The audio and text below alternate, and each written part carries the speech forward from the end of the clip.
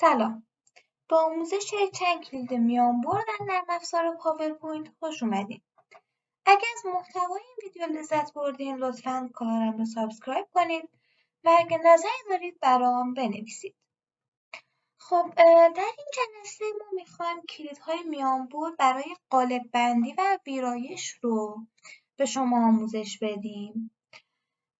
که خب این کلیدهای میانبر برای صرفه‌جویی وقت خیلی خوب هستن و خیلی هم کاربردی هن و خیلی راحت میتونید از اینا برای قالب بندی و ویرایش استفاده بکنید.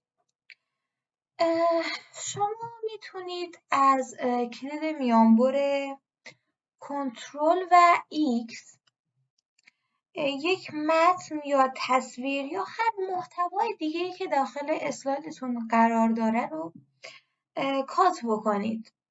در واقع انتقال بدید.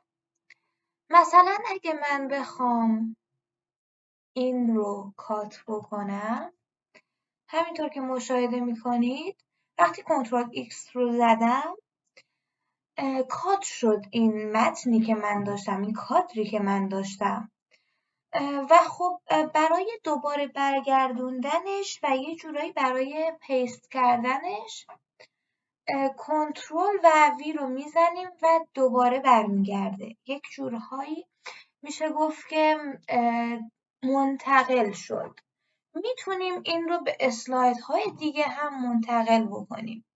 مثلا من شاید بخوام به این اسلاید منتقلش بکنم، کنترل وی رو میزنم و همینطور که مشاهده میکنید اینجا پیست شد.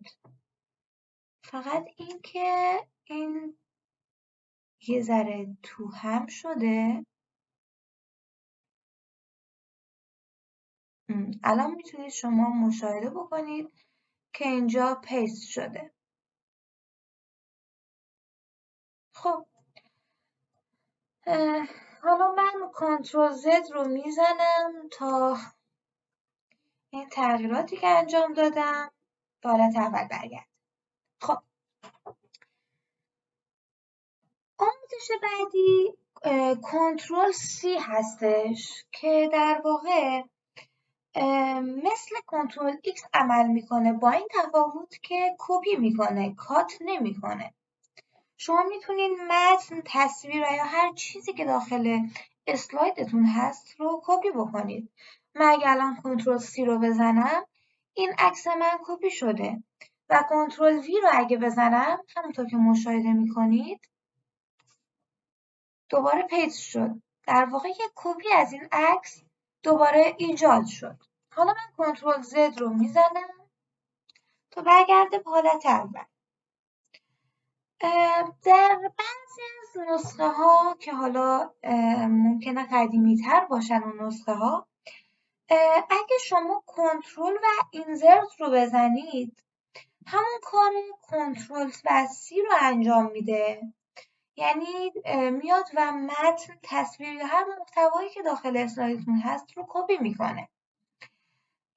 و اگه شیفت و اینزرت رو فشار بدید میاد و محتوایی که دارید رو پیست میکنه. اون محتوایی که حالا اومدین کپی کردین یا کات کردین رو میاد پیست میکنه به جای حالا کنترل وی.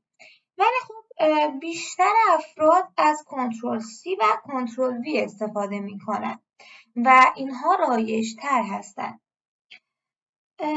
شما برای اینکه بخواین حالا پیست انجام بدین، حالا مثلا یک چیزی رو اومدین، مثلا همین عکس رو شما مثلا کپی کردین، برای پیست کردنش شما میتونین کنترل آلت و وی رو هم فشار بدین که خب میاد و یک جعبه محاوره‌ای رو باز میکنه که در واقع میاد و حالا این عکس رو به صورت‌های مختلف شما میتونین پیستش بکنین، مثلا به صورت PNG، به صورت JPEG و یا گیف مثلا شما میتونین پیستش بکنین به همین راحتی و سادگی.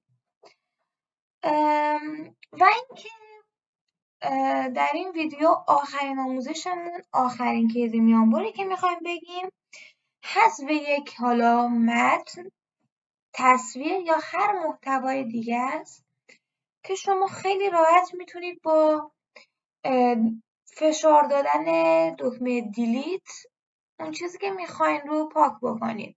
البته حتما باید اول اون رو انتخاب کنید. مثلا الان من اگه این عکس رو انتخاب نکنم و دکمه دیلیت رو بزنم، همونطور که مشاهده میکنید هیچ اتفاق نمیافته، چون که ما چیزی رو انتخاب نکردیم. ولی اگه انتخابش کنیم و دیلیت رو بزنیم، میاد و اون محتوایی که انتخاب کردیم رو پاک میکنه. خب فکر میکنم برای امروز کافی باشه. امیدوارم که این آموزش براتون مفید بوده باشه. براتون آرزوهای خوبی دارم. خیلی ممنون که تا اینجا ما رو همراهی کردید. خسته نباشید.